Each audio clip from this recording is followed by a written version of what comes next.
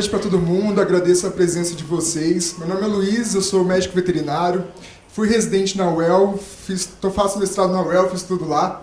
E eu sou do Oeste Deprê, e o João convidou eu aqui para vir funcionar meio como uma Hebe Camargo para entrevistar nossos convidados aqui. Para discutir um pouquinho sobre a residência, porque a residência hoje ela é uma ferramenta, ela é muito importante, principalmente para os recém-formados, que estão ali inseguros, que acabaram de se formar, não passaram ainda por essa rotina prática na faculdade, e ela serve justamente como uma transição entre a faculdade e o mercado de trabalho. Só para eu ter uma noção aqui, quem é estudante? Temos veterinários formados? Tá. De vocês todos, quem pretende prestar residência? Ótimo, várias pessoas. Bom, já me apresentei, queria que nossos convidados se apresentassem também, falassem um pouquinho sobre sua carreira. Então, meu nome é Flávio, eu sou atualmente residente de anestesiologia na Federal e sou formado pela PUC. Meu nome é Perusca, sou formada pela PUC, fiz um ano de residência em Portugal e vou fazer mais um ano agora. Bom, meu nome é Daniel, eu sou um ex-atual residente. Para explicar isso, eu me formei pela PUC, eu fiz residência pela PUC em Patologia Clínica e hoje eu continuo residente na Universidade Federal com Patologia Geral. Bom, meu nome é Carolina, eu sou formada pela Federal do Paraná, fui residente da Tuiuti aqui do Paraná também, com Clínica Médica de Pequenos. É isso. E por que vocês se interessaram e quiseram fazer residência? Por que vocês decidiram fazer residência ao invés de ir direto para o mercado de trabalho? Bom, acho que a primeira coisa que você sai, você se sente despreparado, mas isso eu já aviso todo mundo que você sai despreparado de tudo que você faz o tempo todo. Então, se você fizesse outro curso, se você fizer outra residência, se você tentar uma segunda residência, essa sensação sempre continua. Mas a residência ela tem o intuito, para mim, de melhorar a minha rotina prática. Assim, no dia a dia, como é que eu vou resolver as situações, e a residência é o meio mais rápido que eu vi de chegar num profissional que conseguiria resolver as situações da melhor forma, do melhor jeito. Basicamente a experiência na rotina, que eu acho que é o que todo mundo procura na residência. Bom, a minha ideia foi também, por causa desse medo, assim, quando a gente se forma, pelo menos pra mim, a sensação era de, atender o primeiro paciente e falar, meu Deus, alguém chama um veterinário porque eu não sei o que fazer, né? Você, putz, eu sou veterinária e agora, o que eu faço, né? Não, eu fiz muitos estágios, desculpe te interromper, não, mas até inclusive se vocês quiserem interromper também é só falar, tá, gente? A gente leva o microfone. Vamos fazer um bate-papo mesmo aqui. O primeiro caso que eu atendi, eu fiz muito estágio durante a faculdade, muito estágio. E assim, é muito diferente a transição. Quando você é estagiário, no outro dia você já é médico veterinário formado e você tem que te dar um caso, toma, se vira aí, te dá uma cetoacidose, ó, se vira. Daí você fica, cara, o que eu faço? Coleto sangue, ausculto. Ó, tá convulsionando, se vira ali. Não sei o que é seringa, não sei o que é agulha, não sei o que fazer. Agora dá uma travada, assim, sabe? Daí na residência, pelo menos, você fala assim, socorro, professor, chega aqui. Ou tem os outros residentes tão perdidos quanto você, mas sempre alguém sabe uma coisinha mais que você, vem te socorrer, vem te ajudar. Então a residência foi pra criar confiança, pra criar rotina também, porque a minha foi em clínica, então quanto mais rotina clínica você tiver, melhor, né? Mais você sabe, mais você vê. Daí a segunda vez que você vê aquele caso, aparece um floquinho, então deve ser diabetes. Você já vai um pouquinho melhor, você não vai nossa, eu não faço a mínima ideia do que é esse negócio, sabe? Então ajuda muito, assim.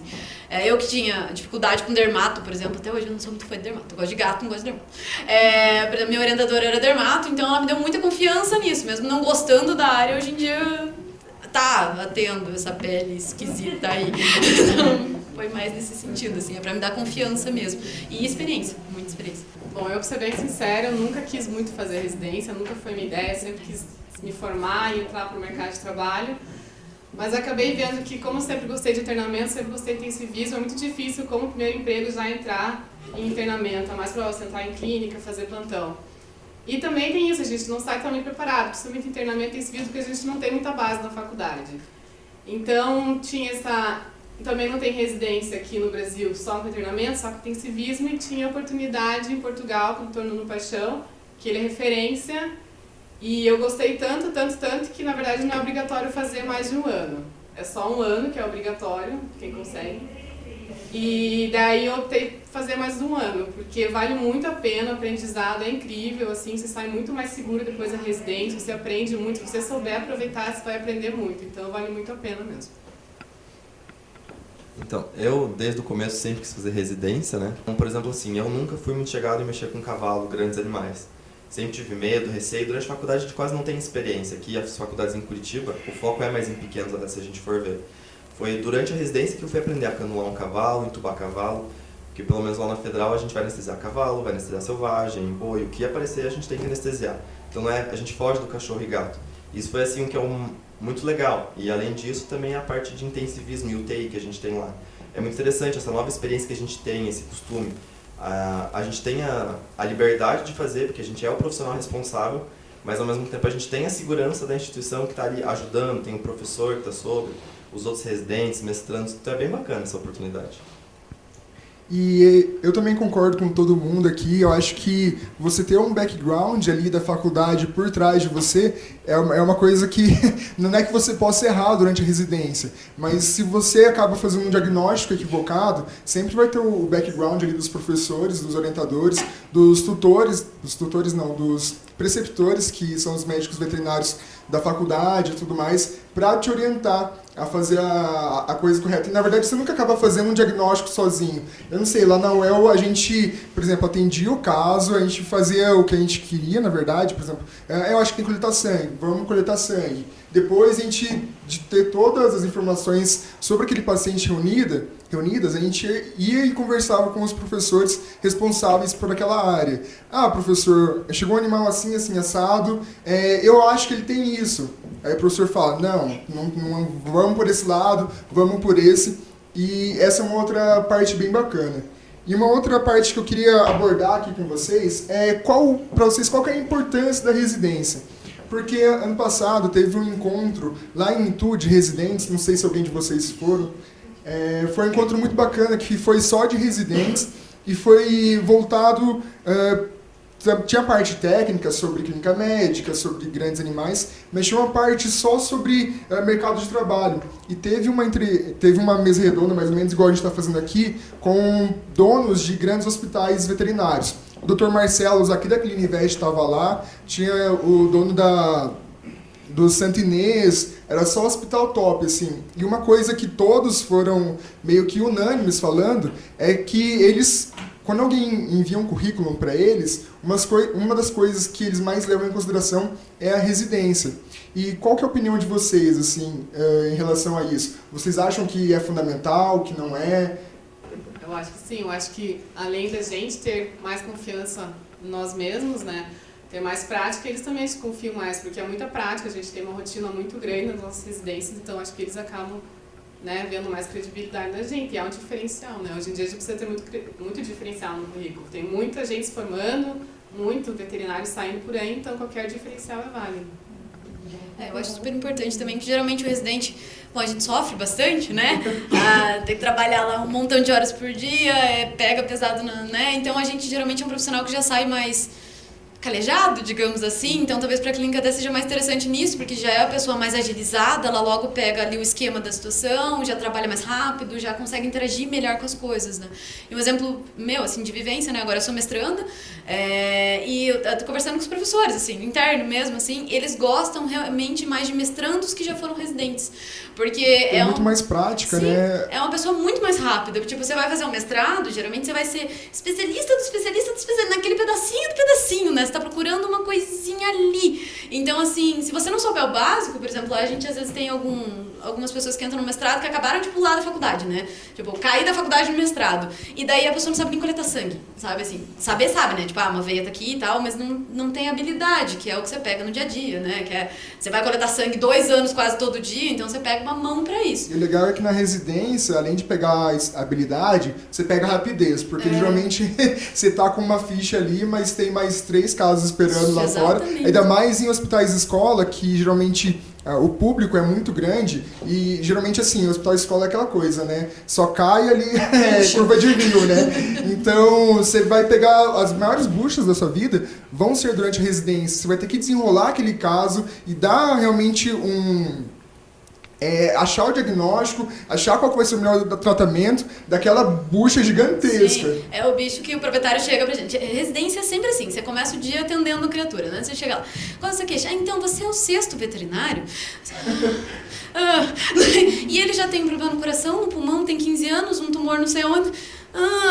Tipo, não é uma buchinha assim, tipo, ele tem uma bolinha na pele. Não, ele tem uma bucha catastrófica que já veio assim sendo montada por muitos, às vezes, tratamentos inadequados, ou o proprietário que fez um monte de coisa errada. Não é a bucha que ninguém resolveu cair na sua mão. Então, se você aprende a resolver aquela bucha, geralmente o dia a dia fica muito mais tranquilo de você viver. Então, acho que até é por isso que nem, né? Sim. Lógico, muitos contratantes vão gostar de alguém que está acostumado à bucha atendendo um caso normal, né? É bem mais fácil de lidar, né? Você deve pegar alguns.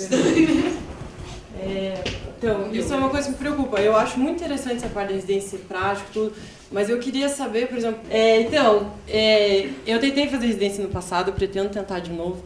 Eu acho muito interessante essa parte prática mesmo, só que o que eu vejo, por exemplo, eu já ingressei no mercado de trabalho, em clínica mesmo, mas é consultório, então não é hospital grande, igual você estava falando. Eu queria saber... Quem sai da residência, ou até do mestrado, e cai no mercado de trabalho, porque é outra realidade. Por mais que você tenha prática, por exemplo, onde eu me formei, a gente pegava bucho, as meninas sabem, a gente fazia estágio, era convulsão, ataque cardíaco, de tudo.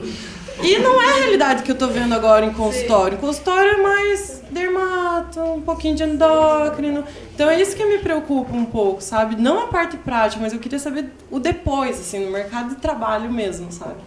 Uma coisa que eu percebo, e isso inclusive é não digo uma falha, mas eu estava conversando até com o João hoje, na hora que a gente estava voltando no carro, é porque assim, a gente está na residência, só aproveitando fazer um break aqui, existe uma diferença entre o programa residência e o programa de aperfeiçoamento em medicina veterinária. Na prática é tudo igual, é tudo residente, mas na teoria, residência tem que ser reconhecida pelo MEC. Então, assim, as federais são todas reconhecidas pelo MEC, meio que são obrigatórias elas serem reconhecidas, e algumas faculdades estaduais estão começando a engatinhar em relação a isso. Porque, assim, explicando o contexto geral para vocês entenderem. Até para trás de 2010, era meio que casa de ninguém, assim, a residência.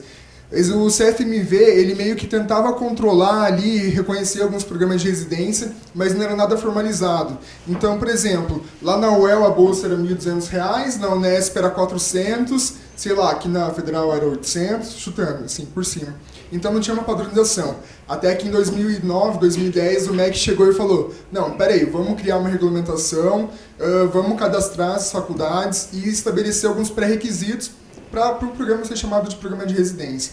E um dos requisitos é uma bolsa pré-estipulada por eles. Essa bolsa, ela se chama Programas em Multiprofissionais da área da saúde. Então, a nossa bolsa de residência, ela é uma bolsa única que atualmente é R$ 3.100, se não me engano, bruto. Então, assim, se for para pensar, quem que sai da faculdade recém-formado ganhando isso? É uma bolsa muito alta. E isso, voltando, isso é uma das coisas que lá na UEL, inclusive minha turma de residência, sofreu e está sofrendo muito, que é esse choque no mercado. Eu acho que a residência ela serve como uma ótima forma de transição. A gente sai da faculdade meio bitolado, assim, sem saber nem o que é o mercado de trabalho. A gente entra na residência, aprende realmente o que é a medicina veterinária, como diagnosticar, como tratar um paciente da forma correta, e aí sim a gente vai para o mercado de trabalho.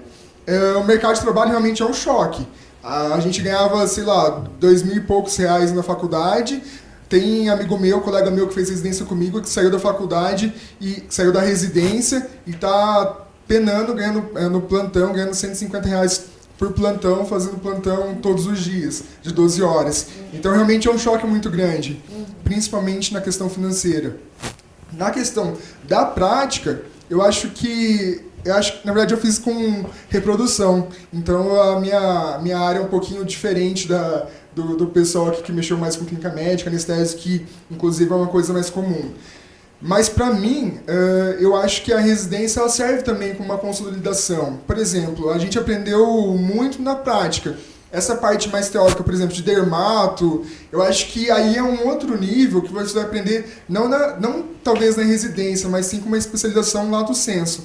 Eu acho que é basicamente esse o caminho. O pessoal sai da faculdade, faz residência, pega para capar na residência, sai da residência, começa a trabalhar e aí inicia uma outra pós-graduação, lato sensu, em dermatologia, neurologia. Sim, comigo foi exatamente isso, assim, o que aconteceu comigo.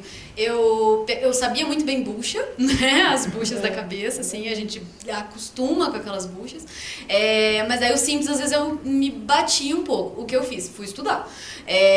Fui fazer outras coisas, até eu comecei a especialização em clínica de felinos depois, eu entrei na clínica de felinos depois. Fiz a residência toda e daí fui estudar mesmo, sentei pra estudar, porque residência você não tem tempo. Tem gente que consegue fazer, mas é muito difícil fazer junto. Tem um colega meu que era, aliás, 2 colegas meus que faziam em anestésio e conseguiam fazer a pós da PAV.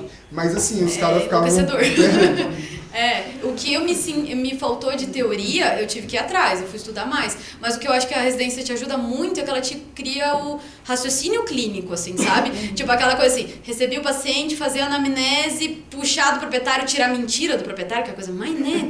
Nossa, como eles mentem. Então você aprende todas as técnicas de arrancar mentira de proprietário na residência, porque você começa a olhar pra ele assim, tá mentindo. Tenho certeza que você tá mentindo. Então você aprende essas artimanhas, você aprende o mecânico da clínica e daí, lógico, qualquer teoria você vai ter que sentar pra estudar. Na residência não tem tempo muito de sentar pra estudar, que nem ele falou, né? Tem uns loucos que faz. Vai o fim de semana ainda, trabalha a semana inteira e fim de semana estuda. Mas a teoria, ela realmente não te abrange tudo. E vale muito a pena você sentar pra estudar, pra ajudar ainda mais a residência, quanto mais você estudar. Eu fazia curso online, fazia cursinho de fim de semana, alguma coisinha assim pra ir me ajudando, pra melhorar um pouco. Mas realmente, às vezes falta teoria. Mas eu acho que esse raciocínio clínico que te aciona na cabeça é muito bom, porque você começa a pensar muito rápido. E daí você dá combustível pro raciocínio, que é a teoria, você fica muito rápido nisso, nesse sentido sim. E realmente é um choque sair pro mercado. Você sai especializado muito rápido e o mercado não é o que você quer, mas daí eu acho que às vezes não é nem a residência, é o mercado que não absorve a gente, sabe? Às vezes assim, você tá muito bom pra trabalhar, mas você não tem lugar pra trabalhar porque as clínicas estão nem aí se você tem especialização ou se você não tem, se você é muito bom, se você é aplicado, se você estudou. Você é veterinário? Você tem um certificado de veterinário? Então entrei pra trabalhar. E vai ganhar vintão, né? Tipo coisa assim. Eu acho que daí é um mercado que tá bem precário pra receber a gente. Não que a residência não tá preparando a gente bem, sabe? Meio nesse sentido. Então eu queria falar sobre o mercado, que é o que ela estava perguntando. Eu acho que a dificuldade é a tristeza que dá. Porque na Federal, por exemplo, eu fiz estágio da residência na Federal. É lindo.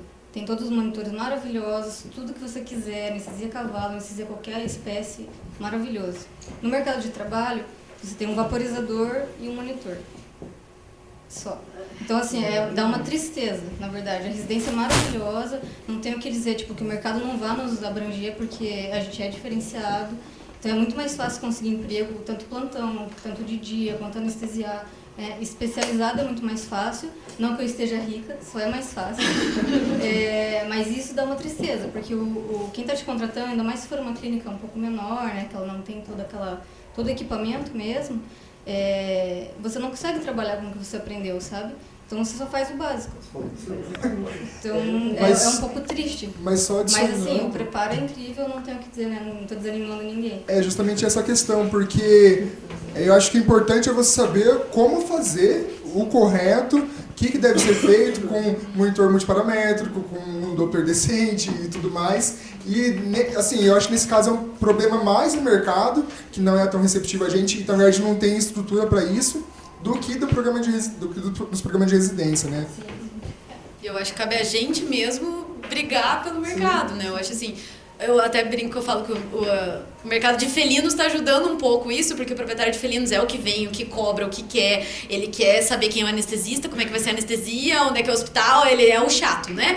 Entre aspas. Mas ele está exigindo uma coisa boa. Então, se o mercado, assim, os proprietários exigirem, a gente começar a pegar no pé também, talvez melhore um pouco. Lógico que proprietário da clínica sempre vai querer mais lucro do que a verdadeira ali veterinária mesmo, aplicada com coisa assim.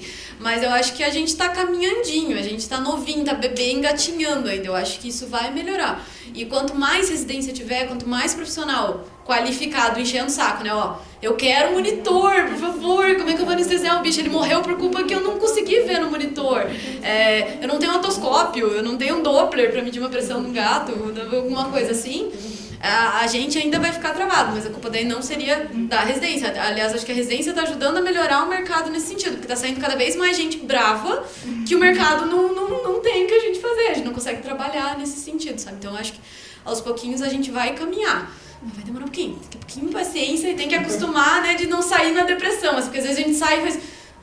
Zé dá aquela deprimidinha, assim, mas eu acho que a gente chega lá. Fica só nós dois aqui manipulando o microfone, né? Eu sou tagarela, vocês não me pegarem, eu não vou parar de falar. Já nem lembro mais qual era a pergunta. Eu achei tão legal essa conversa, eu só queria escutar. Não, pra você ter estrutura, vai ajudar. É que a minha área é completamente diferente, né? Então, eu trabalho escrevendo uma coisa e assinando meu nome lá e dizendo assim, isso que eu estou falando é verdadeiro, seu animal está assim, ou esse é o processo que ele está passando, ou acredite em mim. Então, a residência, nesse caso, ela vem como uma reafirmação, não uma reafirmação, mas uma segurança que eu realmente estou dando o diagnóstico certo. Porque diagnóstico errado dá processo, o processo gasta dinheiro. E queima seu nome, destrói sua vida, faz várias coisas com você. Então, para isso não acontecer, fiz residência uma vez. E agora estou na residência mais uma vez. Com certeza. Sim. Porque são áreas um pouco Esse é uma pessoa que gosta de sofrer, hein? Nossa Senhora! Pediu pra sofrer. Mas eu acho que o amadurecimento da residência não é só conhecimento técnico, e sim conhecimento quase antropológico dessa situação. Como lidar com o proprietário, como lidar com seus colegas, como lidar... Eu costumo falar que se a galera de psicologia quisesse fazer um estudo lá no HV da UEL, dava tese de doutorado. E aproveitando que tem praticamente uma pessoa aqui de cada faculdade, queria perguntar para vocês como que era a rotina na faculdade de vocês, que existem muitas diferenças de faculdade para faculdade, e principalmente vocês que estão querendo prestar residência, e eu acho que é interessante saber como que funciona em uma faculdade, se na Tuiuti é diferente da PUC, que é diferente da Federal, que é diferente da UEL. Assim, o que eu reparo hoje, por exemplo, me formei na PUC, nós três que somos da PUC, na verdade, né? Então, assim, a rotina do hospital sempre foi, no começo não tinha 100, então tinha dias que tinha 20, 30 pacientes, tinha cirurgia. A rotina do hospital, assim, é muito boa, assim, tem muita variedade, ia muita bucha, paciente morrendo, o proprietário não queria pagar. Daí, claro, tem as vantagens também, né? O hospital, escola, vai lá o professor isenta, vai o proprietário faz barraco mesmo assim. Só que Acho que isso tem em todo lugar, né? Esse é o padrão. Daí que nem assim, agora que eu tô na Federal, por exemplo, eu já vejo a diferença, por exemplo. A Federal hoje ela tem várias especialidades de residência que não tem, que são únicas. Por exemplo, odontologia Federal é a única que tem. Medicina do coletivo, que é uma coisa nova. Oftalmologia, oncologia, ela tem uma coisa mais especializada. Então, nessas partes dá pra ver uma diferença. Por exemplo, assim, o tratamento de um paciente, por exemplo, de odontologia, que é uma coisa assim, simples que a gente acha, é totalmente diferente do que era na PUC já. Então, assim, tem um residente próprio, ele vai avaliar desde na consulta, tem uma consulta própria. O que não acontece em muito lugar. No lugar, não. Marca odonto para limpar os dentes e acabou. Lá não, é todo o manejo desse paciente. Então isso é muito legal, assim. E o que a gente eu vejo, pelo menos, as faculdades estão tentando melhorar. Que nem agora, assim, até a própria PUC mudou agora para o centro de Curitiba, o hospital. Então, assim, ainda não está 100% funcionando no hospital, mas daqui a um tempo provavelmente vai ter também alguma melhora nessa parte. Bom, então passei por duas, né? E não sei se algum de vocês tem algum interesse nessas áreas que eu vou falar, mas... Patologia clínica na PUC é um residente único, então vantagem e desvantagem, né? Você não tem com quem brigar, mas não tem quem te ajude. Tem um professor que te dá um respaldo, mas na rotina você não tem tempo de que tenha um professor 24 horas ali junto com você olhando o que você está fazendo.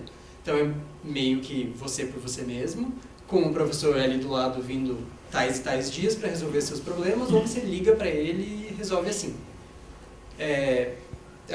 Eu acho que foi uma experiência bem boa, porque isso me deu muita autonomia. Então eu tinha que resolver. E era eu e a minha solução que eu ia dar naquele momento. no começo é bem difícil. Você não sabe como vai lidar com as pessoas, como você vai falar, como que você vai... Até abordar assuntos da rotina. Assim. Como é que eu vou falar pra ele que a amostra deu inviável? Como é que...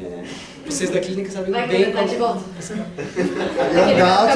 É um gato de 1 quilo coagulado. Um que tentou me matar, tá bom, eu vou lá de volta. Né? Mas essa é a vantagem. Eu acho que essa é uma das vantagens de você sozinho e desbravar isso sozinho, porque você cria os próprios meios e eu acho que as coisas funcionam melhor assim, de alguma forma. Se é que dá pra entender. Na Federal, um pouco diferente, né?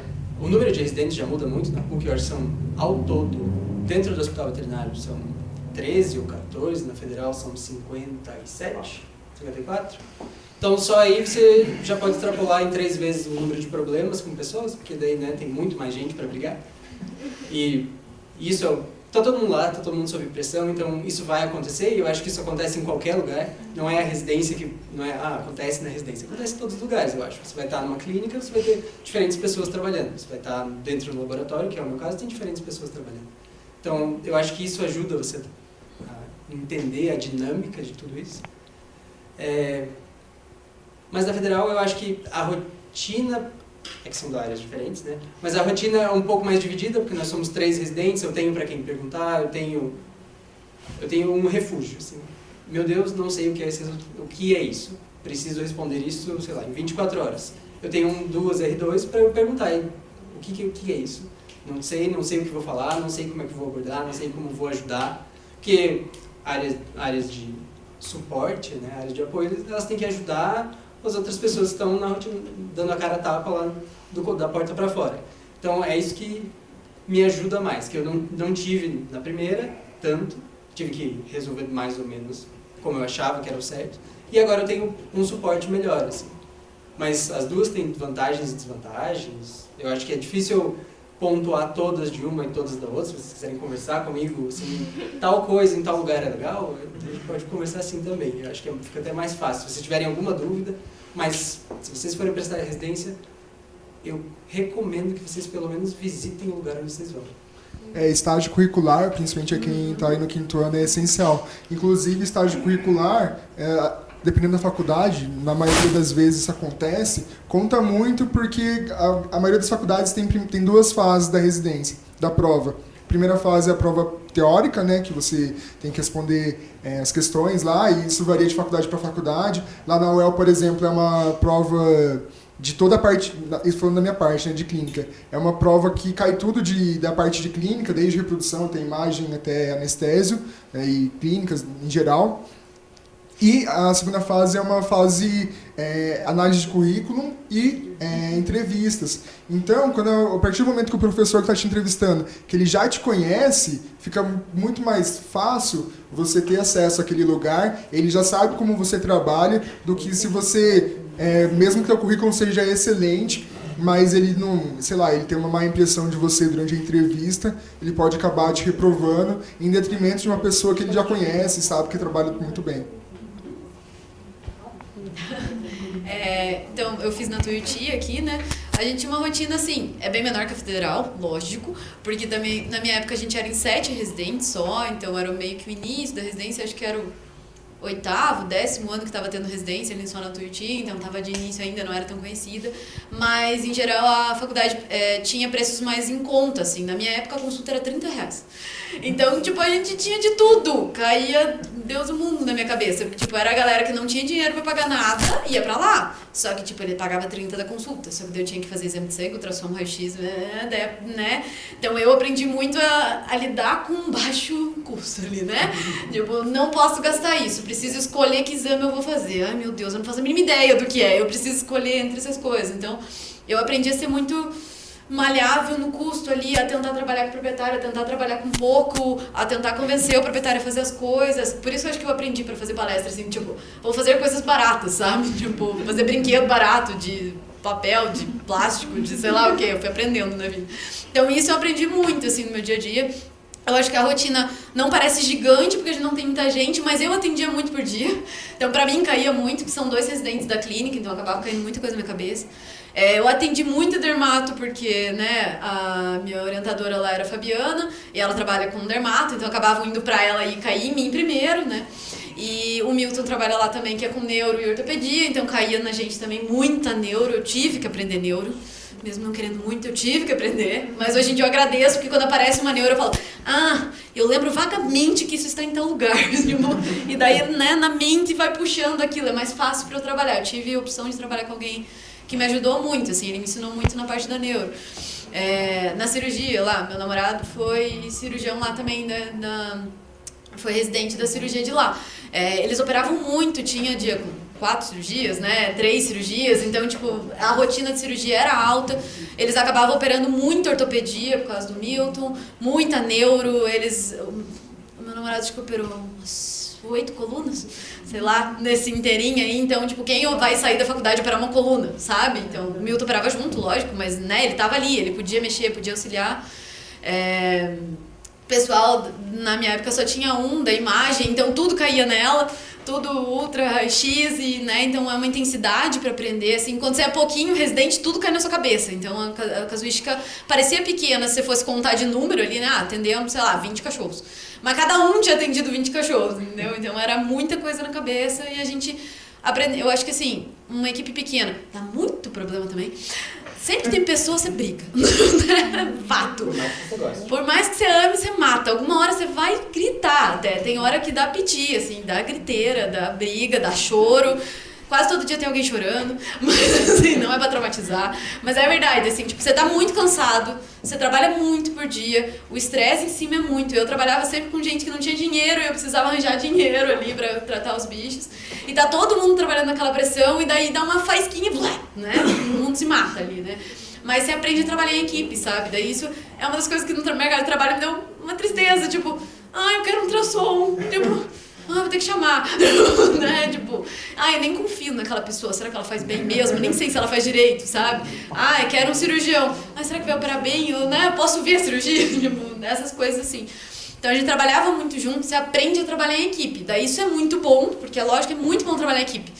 Mas é ruim no mercado porque hoje em dia, às vezes, a gente faz plantão sozinho, sem nem enfermeiro. Então, daí, às vezes, quando chega uma emergência de madrugada no plantão, você vai, tipo, como é que eu vou massagear, entubar e fazer medicação, encanular? Dá um pânico, assim. O ambiente é muito legal. A emergência na residência é legal, todo mundo ali junto, todo mundo pensando junto. Daí, a tristeza eu fico sozinho depois. Mas a gente aprende muito nisso. Eu achei... Essa parte foi a melhor. Se eu pudesse ter uma equipe hoje em dia, eu ia ser um ser feliz. Eu ia trabalhar mais feliz, assim, se eu conseguisse trabalhar num lugar, assim, nesse sentido. Mas a rotina era boa. Por pessoa, era alta, assim, pra mim. E aproveitando aqui para situar o pessoal, vocês sabem dizer mais ou menos quantas vagas, assim, para cada área na faculdade que vocês fizeram residência? Hoje, na Federal, por exemplo, anestésio são 8 residentes ao todo. Então, todo ano entram 4 residentes. É o segundo maior área que eles têm, né? Só perde por medicina do coletivo, que são 10 residentes, que entram 5 por ano. Da parte de clínica são 6 residentes de clínica médica, clínica cirúrgica... 6 por ano ou por... Não, ao todo, 3 por ano daí. Daí clínica cirúrgica entram 2 por ano, total são 4. Imagem, por enquanto, entra 1 por ano, mas eles estão querendo conseguir mais uma vaga pro final do ano. Odonto entra 1 por ano, daí são todo 2. Oftalmo também, 1 por ano, ao todo 2. Selvagens São 3. são 3. E daí, ano sim, ano não, entra 1/4 que vai pro Beto Carreiro. E parte de grandes entra 2 por ano também.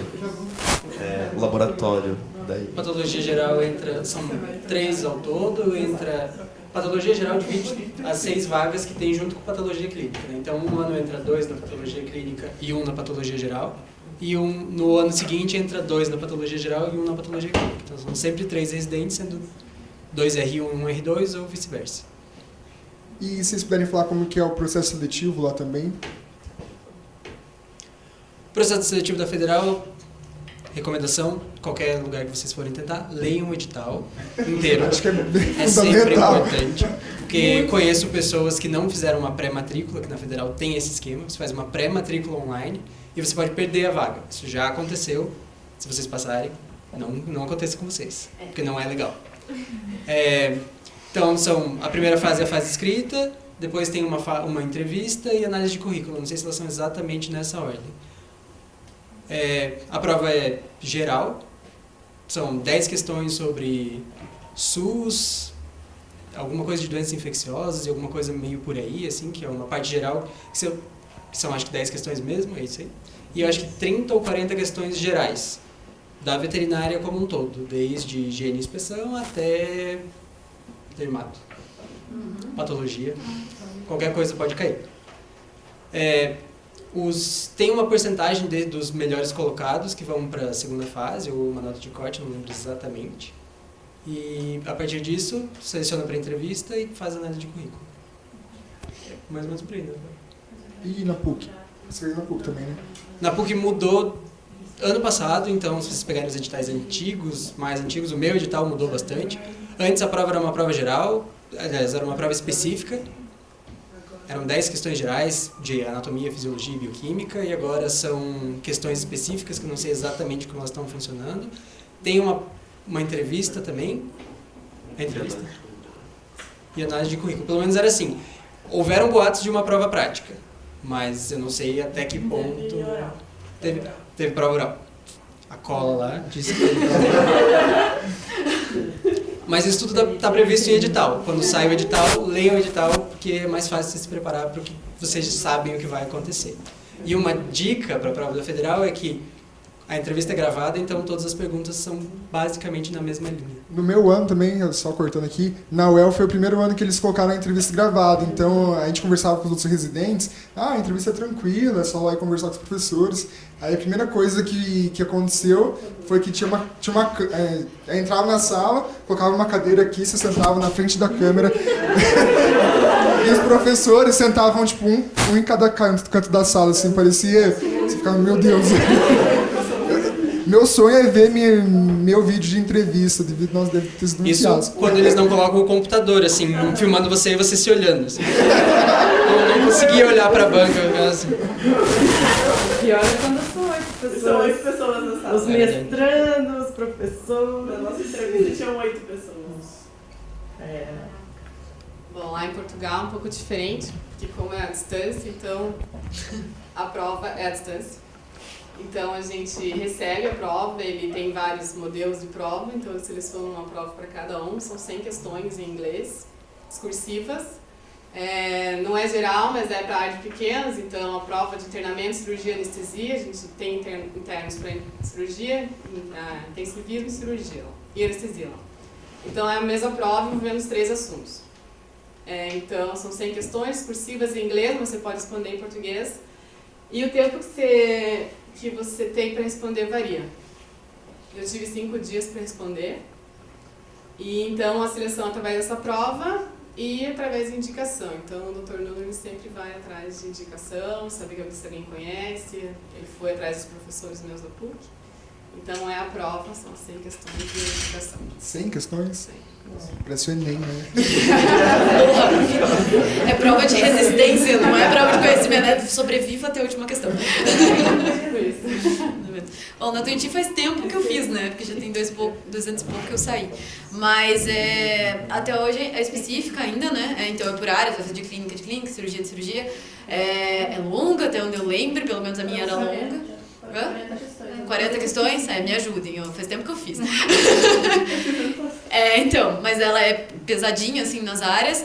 Bom, de cirurgia estudo em neuro, vamos por mim, muito, porque o Milton ama neuroortopedia, então vai cair. De clínica tem que estudar dermato, porque a Fabiana é dermato, então façam isso, faz que nem ele falou, lê o edital, nossa, do 1, né, ao último, que lá na Tuiuti também tem gente que faltou entrevista, que errou horário, tem umas coisas assim, já vi vários erros assim malucos, que daí a pessoa perde a vaga por coisa boba, sabe? Então leiam muito bem o edital e conheçam um professor que vai fazer a prova. Geralmente o professor, né, que faz a prova é o professor que você vai prestar, né? Então se é da clínica, descubram quem é o professor da clínica e vê qual é a especialidade dele. Geralmente cai questão mais pra isso, tipo do Marconi tem umas questão de atopia, tem de novo ainda?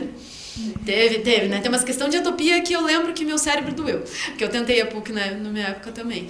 E é pesadinho nesse sentido. Daí de vaga que você tinha perguntado antes, deixa eu ver se é certo. São 2 de clínica, 2 de cirurgia, duas de anestésio, duas de imagem, abriu de patologia clínica agora, né? Uma tem... E uma em grandes, né? Era isso? Então, é nesse sentido. Lá na UEL a gente tem uma vantagem que tem muito residente. Tem muito residente mesmo. Acho que são 64 contando a R1 e R2. Então, na parte de clínica, são 5 R1s de clínica médica, 5 R1s de clínica cirúrgica, são 3 R1s de reprodução só de pequenos, tem 3 vagas para anestésio, só que a anestésio lá é só de pequeno, então eles não, assim, eles vão de vez em quando lá em grandes, ajudar o professor a anestesiar, mas é só pequenos. Uma vaga de imagem e reprodução, médica, cirúrgica, anestésio e imagem. A parte de pequenos é essa. De grandes tem 3 residentes R1, aí grandes eles fazem tudo junto, médica, cirúrgica, reprodução. Agora na parte de medicina preventiva de laboratório, aí assim, vai residente até não querer mais. Tem acho que 2 de parasitárias, 2 de infecciosas, 1 de anatomia patológica, 2 de anatomia patológica, 1 de patologia clínica, tem de zoonoses, tem de aves, tem mais algumas coisas. Inspeção, inspeção de leite. Provavelmente eu esqueci de mais alguns. Mas assim, então o legal é que, principalmente na parte preventiva, são muitas áreas, e então, para quem gosta de laboratório, tem bastante variedades para poder escolher. Em relação à prova lá, eu já falei anteriormente, mas uma prova teórica, a prova teórica tem 60 questões. Isso falando da parte de pequenos, né? As partes variam. Vocês querem mais pequenos aqui? Alguém quer outra área? Não? Pequenos? Aqui pequenos, aí pequenos também? Tá, perfeito. A parte de pequenos lá, são 60 questões, 50 questões são dessas 5 áreas, anestésio, imagem, médica, cirúrgica, sim, e 10 questões, e reprodução, e 10 questões da área que você escolheu. Então, são 40 questões de outras áreas e 20 questões específicas da área que você escolheu. Geralmente, as questões específicas são mais difíceis. Como lá tem muito professor mesmo, tem um professor para oftalmo, um professor para ortopedia, um professor para neuro, cai de tudo. Então, assim, você vai cair um pouquinho de cada assunto, cai um pouco. Então, geralmente acaba tendo que estudar muito. Uma sugestão é pegar o conteúdo com alguém que esteja lá, se quiserem. A minha contribuição, eu posso ajudar vocês, porque cai muita coisa de que, assim, quem estudou lá tem uma vantagem maior, porque as provas são...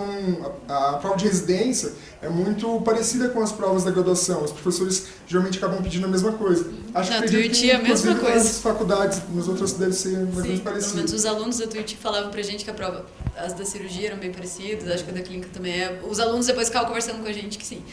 Então, vale muito a pena pegar esse material com os alunos de lá. Até mesmo se quiserem fazer estágio lá, os professores gostam bastante de pegar gente que já fez estágio lá. E eu acho que é basicamente isso. O que eu queria saber, além da parte prática que tem dentro da residência, o que mais que tem? Que nem quando eu converso com o Flávio, ele falou que tem algumas matérias, eu queria saber desenvolvimento de projetos, não sei se são todas que tem, não sei como é que funciona. Em questão dessa parte, o MEC, ele regulamenta, que eu não lembro de cabeça agora, mas se não me engano, acho que é 20% da carga horária, um residente ele tem a carga horária, não sei, assim, a carga horária semanal é de 60 horas. Então, 20% dessas 60 horas tem que ser teórica. Isso é regulamentado pelo MEC. Talvez as faculdades que não sejam regulamentadas pelo MEC, aí tenha variação. Mas lá na UEL a gente tinha aula 2 vezes por semana, 1 hora. E fora as reuniões clínicas que tem, que a gente faz com os professores para discutir os casos, isso também contava como carga horária teórica. Eu acho que uma outra coisa que varia muito de faculdade para faculdade é em relação à participação de projetos de mestrado. Então, como a gente desenvolve os projetos dentro do hospital, eles consequentemente acabam participando e acabam tendo um pouco mais dessa bagagem teórica ali, né, da pós-graduação. Então isso acaba acontecendo. Se quiserem falar pelas outras faculdades. em Portugal a gente tem reunião clínica toda segunda-feira. Então, todos os internos e com o Dr. Nuno, com o estagiário, com quem estiver lá. A gente uma vez por mês, a gente tem que preparar e apresentar um seminário, todos os internos são obrigados, os estagiários que vão para lá também têm que apresentar toda semana. E então, nessa reunião a gente apresenta, geralmente ele cobra 2 horas de apresentação, mas admito que a gente não faz. E a gente discute muitos casos clínicos, os que foram mais assim, relevantes durante a semana, problemas que tiveram com os internos, com o atendimento. Então a gente discute tudo o que aconteceu e alguns casos clínicos mais relevantes. Então é bem importante ter essa troca entre os internos, com o Dr. Nuno, com os estagiários, as apresentações. Ele prioriza muito as apresentações teóricas para a gente se obrigar a estudar, porque muitas vezes a gente está cansado, né? A rotina é muito grande, são muitas horas, então ele prioriza bastante essa parte de ter uma semana ali só para estudar. Ele cobra bastante a apresentação, o conteúdo. Então isso é bem bom essa troca também.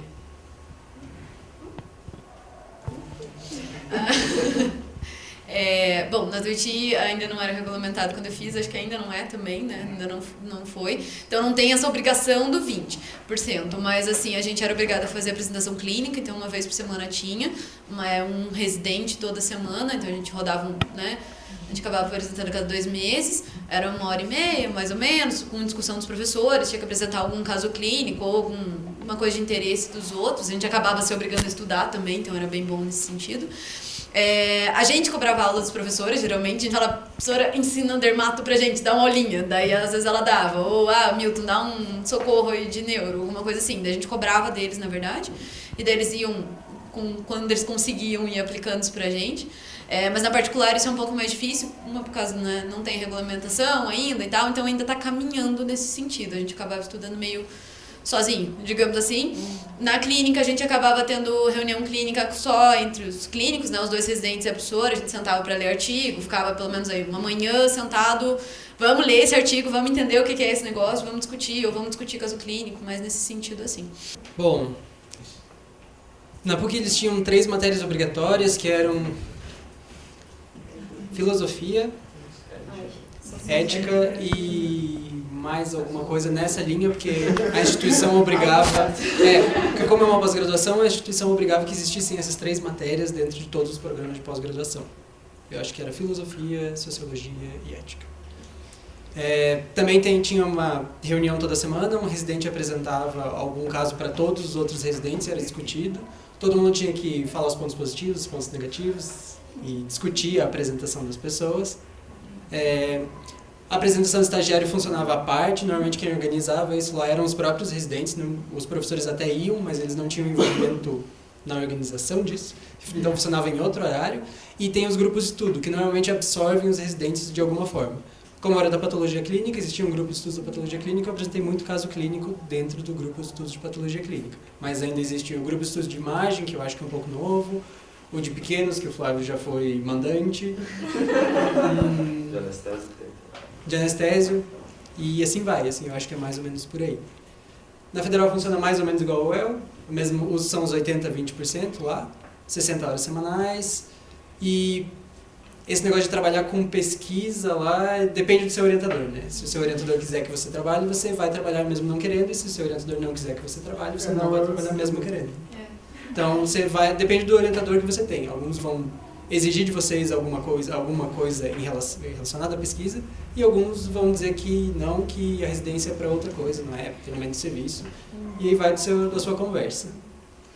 E daí na Federal a gente tem horários específicos de aula. Então os R1s têm aula toda segunda de manhã e sexta de tarde, e os R2 têm aula segunda de tarde e sexta de manhã. Daí a gente tem já uma grade própria de horários, né, que antes era diferente, então mudou do ano passado para esse ano. Então antigamente R1 e R2 faziam as mesmas matérias. Hoje cada um faz matérias separadas.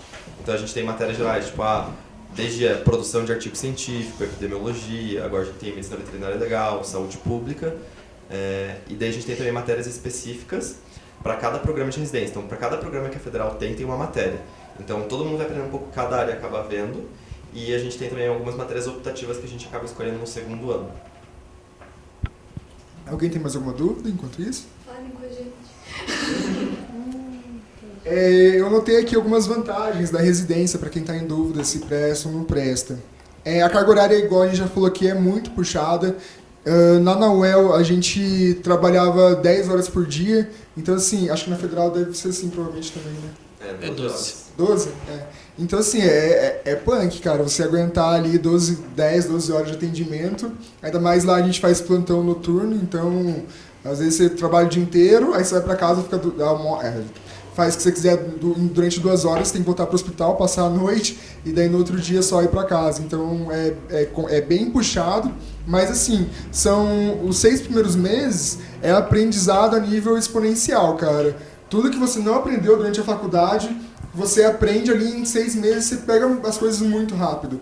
E uma vantagem que eu esqueci de falar da UEL também, é que lá, por exemplo, eu prestei na reprodução. Quando você é R1, você roda em todas as áreas.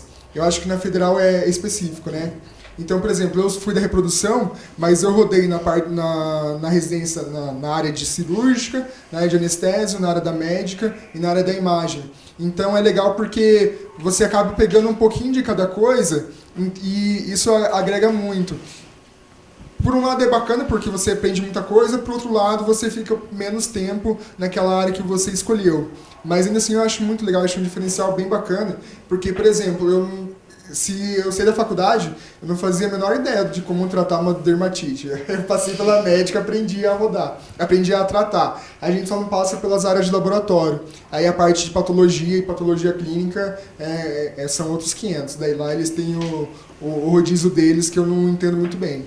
Nos últimos 6 meses, como você já está ali há 2 anos, já está muito cansativo, essa curva exponencial ela começa a diminuir.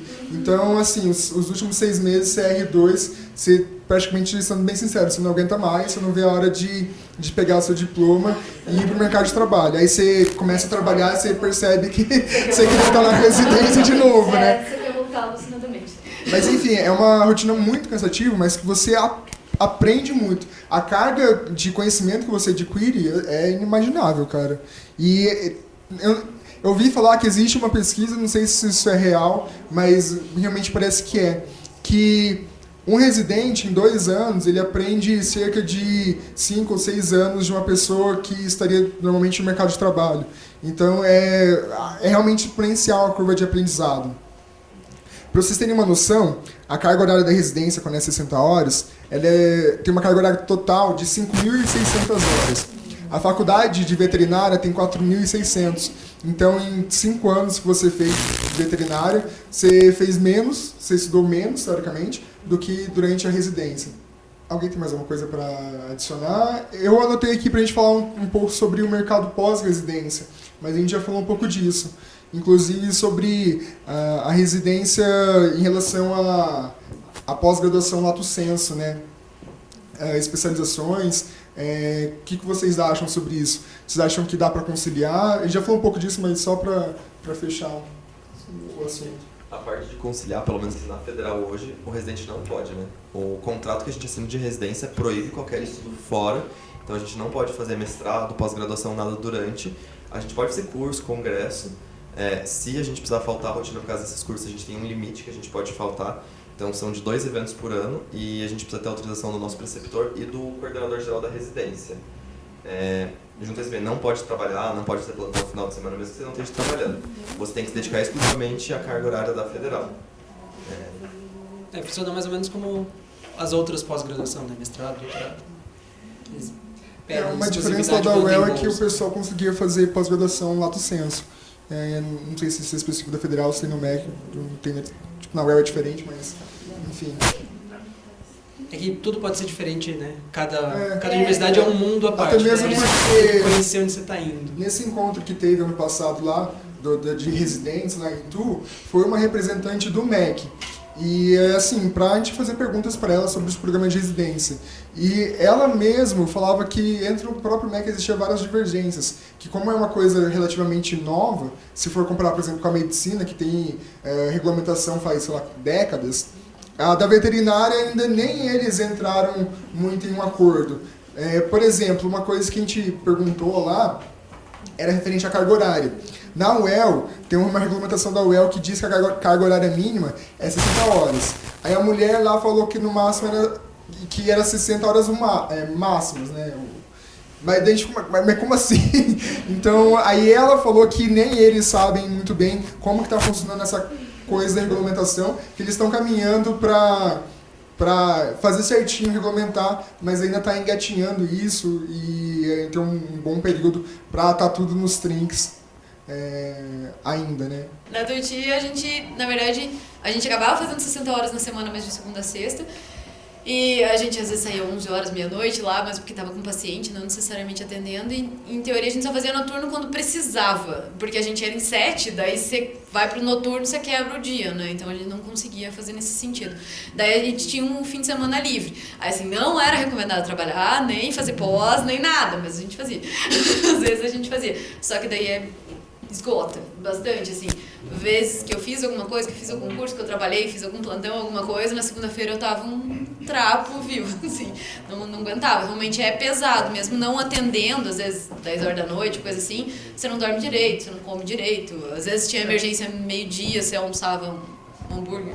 Então não é fácil. A gente tem vários setores, né? Então tem o atendimento da rotina comum, tem o atendimento do pronto-socorro, que é uma área específica para isso. Então, todos os residentes acabam rodando no pronto-socorro. São 2 residentes com a orientação dos professores específicos do pronto-socorro que estão como plantonistas naquele dia.